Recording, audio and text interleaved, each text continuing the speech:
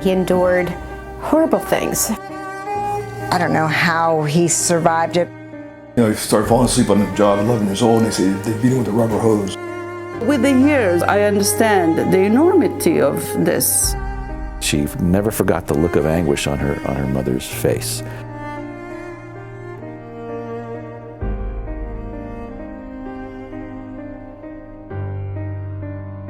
Our father was born in Lodz, Poland, and they lived a very comfortable life.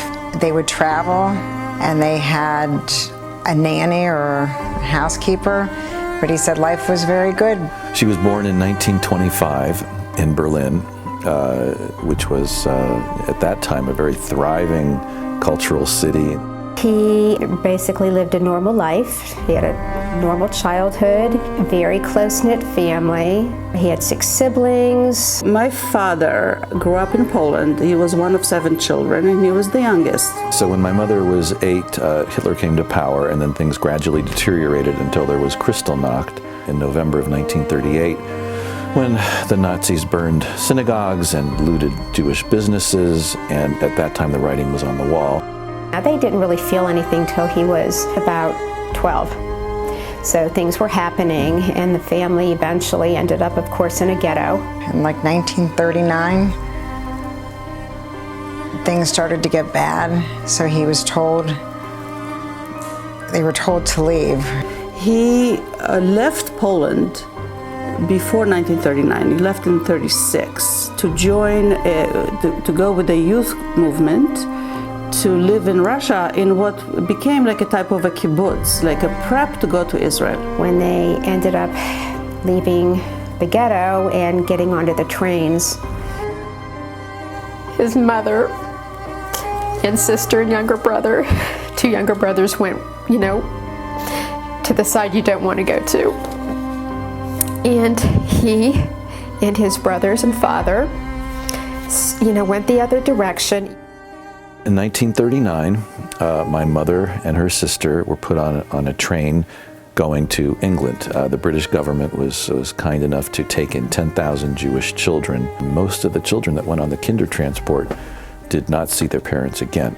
Kindertransport is the German word for child transport, and that's exactly, you know, they were saved because they were able to go to England.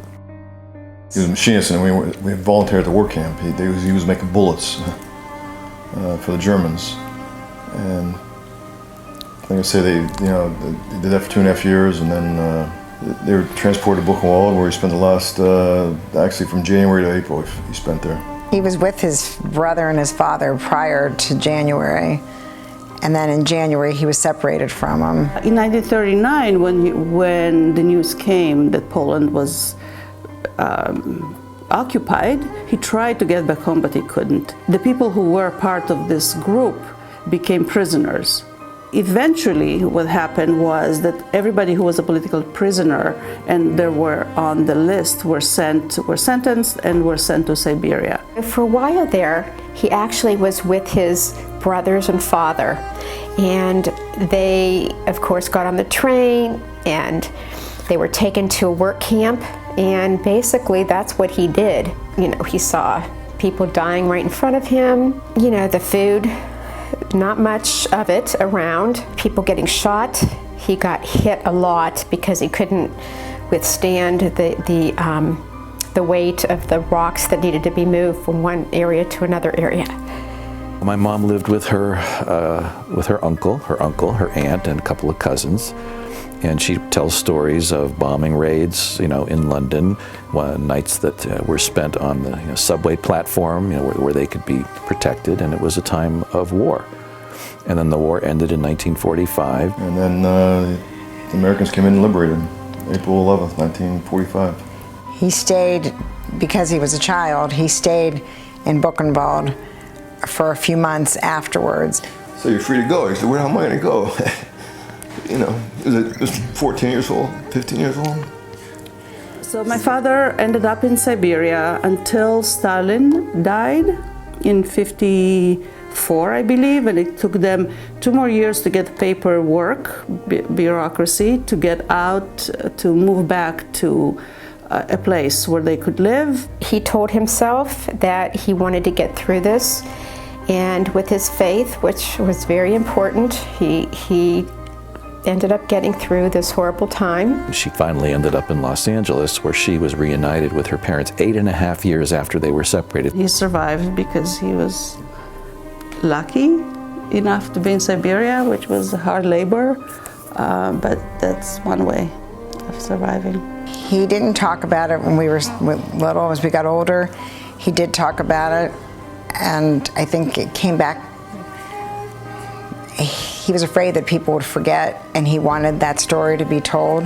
I think the most important thing is, as the years go by, we don't have survivors to tell the true stories and the journeys that people went through. The Federation's work is extremely important because it provides the opportunity for someone like myself to tell these stories so they're preserved and can be presented to future generations in years to come. And I think that's extremely important because we're a people of memory and we're a people of hope.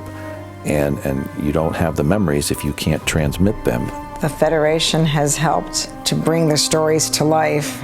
If these stories can be told and if they can educate one person, then that person maybe will tell it to other people. The Federation's annual campaign provides the crucial amount of support that we need to do this work. Without the work of the campaign staff and all of the great volunteers and every donor in this community to the campaign, we could not do this work. It supports our staff person who does this work out in the community. It supports the work of the JCRC. It supports the work of putting together exhibitions and films and going out into the community and forging these partnerships in sponsoring teacher educational programs or individual educators and students to participate in other communities or other organizations' programs. None of this work could happen without the support of all of our donors to our annual campaign. If we didn't do this important work of Holocaust remembrance and education, I think we'd be losing out on the core mission of who we are as a Jewish community.